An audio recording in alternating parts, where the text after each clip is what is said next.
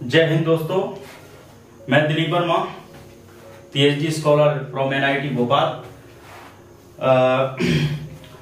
इससे पहले मैं आज जो है मैं नए फिलोसफर के रूप में एक नए सोशियोलॉजिस्ट को मैं पढ़ाने का प्रयास करता हूं, क्योंकि इससे पहले मैंने सोशियोलॉजी सीरीज के अंतर्गत the father of the sociology यानी कि अगस्त कॉम्टे की पूरी फिलोसफी को समझाने का प्रयास किया और उनकी पूरी फिलोसफी को समझा। कुछ उनके द्वारा दी गई प्रमुख सिद्धांत थे, जैसे the law of the three stages, और सेकंड थ्योरी उनके द्वारा दी गई थी, उसका नाम था द कंसेप्ट ऑफ पॉजिटिविज्म, और तीसरी थ्योरीज थी जो है बहुत ही रेलेवेंस है, और द रिलीजन ऑफ ह्यूमैनिटी, और किस तरीके से उसके इन्फ्लुएंस की बात की गई थी।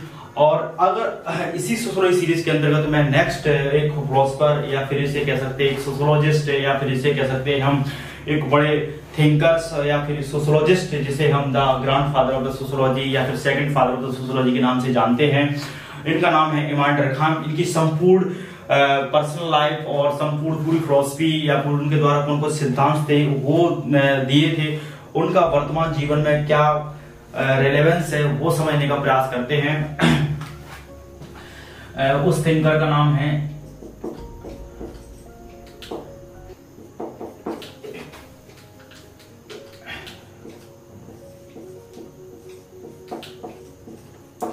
इमानुएल डर्कहाम।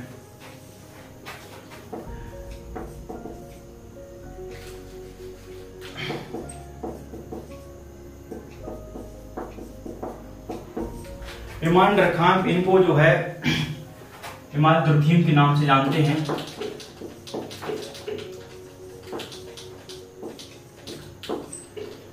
और ये बहुत एक तरीके से अपने आप में एक सोशियोलॉजी में बड़ा महत्व, बड़ा योगदान रखते हैं। बड़ा इनका जो है सोशियोलॉजी में इनका बड़ा योगदान है, और एक सोशियोलॉजी को न केवल एक डिसिप्लिन के रूप में विकसित किया, बल्कि उन सब चीजों की सोसाइटी का एक साइंटिफिक इंटरप्रिटेशन किया, रिलीजन का साइंटिफिक जो है एक तरीके से साइंटिफिक जो सोसाइटी में जो एग्जिस्ट करने वाली जो चीजें हैं, परंपरा है, घटना है, सोसाइटी में जितने प्रकार की घटनाएं घटित होती हैं सोसाइटी में, और समस्या हैं, या फिर जो ट्रेडिशनल रूप से जो परंपरा चली आती हैं, उस तरीके की जो उनका एक साइंटिफिक तरीके से उनका एनालिसिस किया, उनका अध्ययन किया। और इमानुएल डर्कहाम जो है अगस्त कॉम्टे से बहुत प्रभावित थे। अगस्त कॉम्टे को जो है अपना गुरु मानते थे, और उनके द्वारा जिस तरीके से उन्होंने समाज की एक तरीके सोसाइटी को एक प्योर साइंस की नजर से देखा, और समाज की घटनाओं, समस्याओं और जो रीति रिवाज हैं उनका एक साइंटिफिक इंटरप्रिटेशन किया गया, साइंटिफिक मेथड्स के माध्यम से, या साइंटिफिक मेथड्स के माध्यम से, या टूल्स से या मेथोलॉजी से उसका जो है सामाजिक घटनाओं और सामाजिक समस्याओं का अध्ययन किया। इसी प्रकार वो इमानुएल डर्कहाम भी यही काम करते हैं, साइंटिफिक तरीके से, साइंटिफिक दृष्टिकोण से, अप्रोच से, साइंटिफिक मेथोलॉजी के माध्यम से सामाजिक घटनाओं का, सामाजिक तथ्यों का, सामाजिक समस्याओं का अध्ययन करते हैं। जो है अगस्त कॉम्टे से ये बहुत प्रभावित थे। इनकी जो है इनकी संपूर्ण फिलोसफी को समझने का प्रयास करते हैं, जैसे जिनकी पर्सनल लाइफ और इनकी वर्तमान जीवन में इनकी थ्योरीज क्यों रेलेवेंस है। सबसे पहले तो अगस्त कॉम्टे को मैंने चुना क्योंकि इसलिए चुना क्योंकि वर्तमान जीवन में इनके द्वारा इन्होंने अपने जीवन में बहुत चीजों पर, घटनाओं पर काम, जो सामाजिक घटनाएं होती हैं, समाज में जो घटना घटित होती है, समाज में जो समस्या होती हैं, उन पर इन्होंने अच्छा काम किया। जैसे सुसाइड पर काम इन्होंने बहुत उल्लेखनीय काम किया, अद्वितीय काम किया है। सोशियोलॉजी में जो समाज में जो घटना घटित होती है सुसाइड की, उस पर इससे पहले इन्होंने साइंटिफिक तरीके से अध्ययन किया, इससे पहले काम नहीं किया गया था, लेकिन इन्होंने वो घटना का अध्ययन किया। द डिविजन ऑफ लेबर जो थ्योरीज दी गई, और इन्होंने द रिलीजन पर काम किया है, और एक the theory of the social fact का सिद्धांत भी इन्होंने दिया था। लेकिन वो समझेंगे, लेकिन इनकी पर्सनल लाइफ को समझने का प्रयास करते हैं, और इनके द्वारा जो दी गई थ्योरीज थी वो बहुत रेलेवेंस हैं, इसलिए इन थ्योरीज को पढ़ना समझना बहुत जरूरी है। जैसे इनकी थ्योरीज थी the theory of the suicide, ये बहुत इंपॉर्टेंट है। आत्महत्या का सिद्धांत, द थ्योरी ऑफ सुसाइड, इसको बोलते हैं आत्महत्या का सिद्धांत। आत्महत्या का सिद्धांत, इस पर इन्होंने बहुत अच्छा काम किया है। और अगली नेक्स्ट थ्योरी है इनकी the theory of social fact. Social fact यानी कि सामाजिक तथ्य का सिद्धांत, या सामाजिक the concept of social fact क्या है वो भी समझने का प्रयास करते हैं। और अगली थ्योरी इनकी द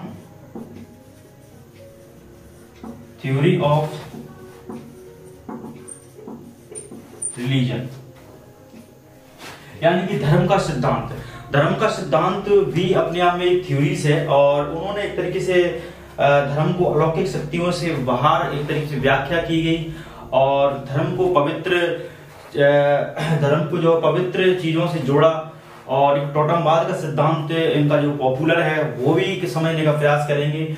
और अगली थ्योरीज इनकी जो है बहुत पॉपुलर है, आधुनिक जो है मॉडर्न, जब मॉडर्निटी के युग में या मॉडर्न सोसाइटीज को आप देखते हैं या फिर आधुनिक समाज को आप देखते हैं, उसमें ह्यूज लेवल पर बड़े स्तर पर डिविजन्स ऑफ लेबर दिखाई देता है, यानी कि डिविजन्स ऑफ लेबर के साथ साथ स्पेशलाइजेशंस ऑफ लेबर दिखाई देता है। तो इनकी एक अपने आप में उसको जो है समझने के लिए और उनकी थ्योरीज को समझने के लिए उनका एक काम है द थ्योरी ऑफ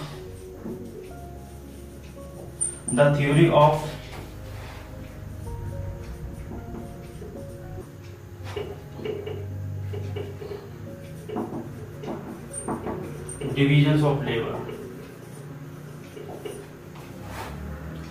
कह सकते हैं इनका जो डिविजन्स ऑफ लेबर।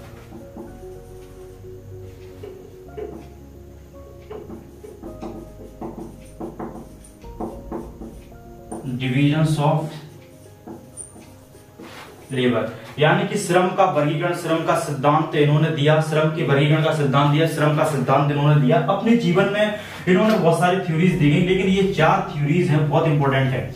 ये थ्योरीज का रेलेवेंस बहुत जाना है, और ये इसलिए मैं समझा रहा हूं। मेरा उद्देश्य अगर ऐसा नहीं है कि मैं समाजशास्त्र में वैसे ही उठाई कुछ चीजें और पढ़ाने लगा, लेकिन उनका वर्तमान जीवन में बहुत रेलेवेंस है। ये अपने आप में एक जो फिलोसोफर है या फिर एंथ्रोपोलॉजिस्ट है या फिर हम एक थिंकर कह सकते हैं या फिर सोशोलॉजिस्ट कह सकते हैं, इमानुएल डर्कहाइम, इमानुएल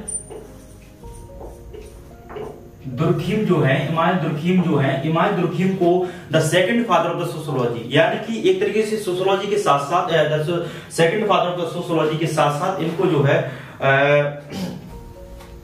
है इनको grand father of the sociology के नाम से भी जानते हैं। अब इनकी थ्योरीज को क्यों रेलेवेंस है, इन पर अपने जीवन में किससे प्रभावित थे। एक इमानुएल डर्कहाइम जो है, इमानुएल डर्कहाइम एक नॉर्मल व्यक्ति से एक बड़ा सोशोलॉजिस्ट क्यों बन गया, क्योंकि इनका उतना उल्लेखनीय काम है, इतना अद्वितीय काम है, इतना यूनिक काम है सोशोलॉजी के क्षेत्र में। इन्होंने सोशोलॉजी को न केवल एक डिसिप्लिन के रूप में विकसित किया गया, बल्कि इन्होंने सामाजिक घटनाओं, समस्याओं यानी कि डिविजन्स ऑफ लेबर, रिलीजन यानी कि धर्म का सिद्धांत दिया, सोशल फैक्ट यानी कि सामाजिक तथ्य का सिद्धांत दिया, सुसाइड जैसी यानी कि आत्महत्या जैसी समस्या या फिर एक घटना को सामाजिक घटना बताया, और एक सोशल फैक्ट बताया। तो इन पर, सुसाइड पर इन्होंने काफी काम किया है। इससे पहले सुसाइड पर इतना काम नहीं किया। और सुसाइड जो आज वर्तमान युग में या फिर जो वर्तमान जीवन में एक सामाजिक घटना क्यों बन गई है, क्यों रेलेवेंस है, इसको समझने का पूरी इसकी थ्योरी से लेकर इसने अपनी सुसाइड की थ्योरी, सुसाइड दिया। और 1897 में यानी 1897 में ली सुसाइड नाम की पुस्तक लिखी, प्रकाशित की गई।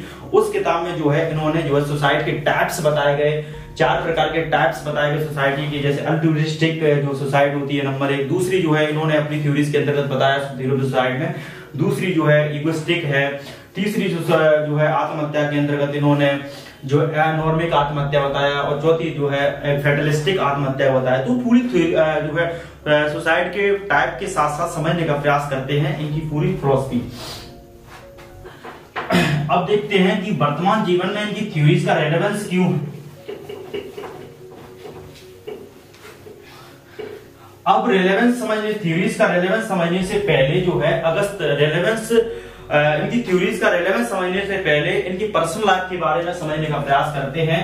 इनका जो जन्म जो है, ये फ्रेंच फिलोसोफर थे, ये फ्रेंच फिलोसोफर भी हैं। इनको फ्रेंच फिलोसोफर के नाम से भी जान सकते हैं, एक तरीके से इनको जो है एंथ्रोपोलॉजिस्ट के नाम से भी जान सकते हैं, एंथ्रोपोलॉजिस्ट के नाम से जान सकते हैं, या फिर हम इनको सोशियोलॉजिस्ट के नाम से जानते हैं।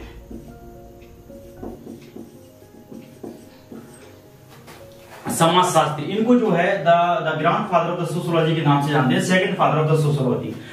ये क्यों, क्या कहते हैं इनको, क्या कह सकते हैं,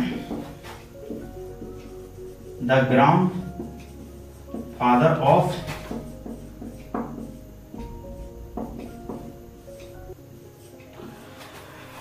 इनका जन्म एक धार्मिक जीवन, एक रिलीजियस फैमिली में इनका जन्म होता है।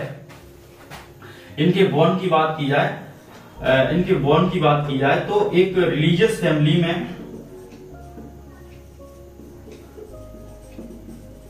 लेकिन रिलीजियस फैमिली में एक इनका जीवन होता है। वो धर्म जो है, वो परिवार जो है, वो फैमिली जो है, एक तरीके से यहूदी धर्म से प्रभावित होती है। लेकिन ये जीवन में, अपने जीवन में एक सेकुलर लाइफ यानी कि सेकुलर जीवन जीने का निर्णय लेते हैं। वो कहते हैं कि मैं तुम्हारे, वो अपने जीवन में अपने माता पिताओं से कहते हैं, छोटी सी उम्र में, छोटी सी उम्र में, कम उम्र में ये कहते हैं कि मैं, फैमिली वालों से कहते हैं, फैमिली वाले अपने माता पिताओं से कहते हैं, मैं तुम्हारे नक्शे कदम चलने वाला व्यक्ति नहीं हूं, मैं धार्मिक व्यक्ति नहीं हूं, मैं धर्म को, मैं धार्मिक जो है, एक धार्मिक जीवन जीना नहीं चाहता हूं, मैं सेकुलर लाइफ जीना चाहता हूं। जैसे इंडिया की अगर बात की तो इंडिया में स्टेट सेकुलर है, लेकिन हम लोग सेकुलर नहीं है। हम भी वही धार्मिक कर्मकांड, धार्मिक अपनी जो है धार्मिक दुनिया में ही बने हुए हैं। हम धर्म को लेकर इतना और फंडामेंटलिज्म को इतना सपोर्ट करते हैं, इतना धर्म को लेकर इतना रेडिकलाइज हो चुके हैं कि इसकी कोई सीमा नहीं है। हम यहाँ तक कि एक दूसरे को हत्या करने के लिए आ चुके हैं। लेकिन ये व्यक्ति छोटी सी उम्र में रिलीजियस लाइफ, या तो जो रिलीजियस लाइफ से लेकर एक सेकुलर लाइफ तक जाता है, सेकुलर धर्मनिरपेक्ष जीवन जीने का निर्णय लेता है। और ये अपने जीवन में, अपने जो संपूर्ण जीवन में अगस्त कॉम्टे को, यानी कि अगस्त कॉम्टे जो है, एक तरीके से इनको जो है the father of the sociology के नाम जानते हैं, उनको ये गुरु मानते थे। और ये जो है कार्ल मार्क्स हुए और इमाम डरखाम जो थे, इमाम डरखाम या इमाम दुर्खीम जो थे, अपने जीवन में, बट स्पेंसर देख लो, इमाम डरखाम जो है अपने जीवन में 2-3 थिंकर्स से बहुत प्रभावित थे, अगस्त कॉम्टे, हर्बर्ट स्पेंसर और कार्ल मार्क्स।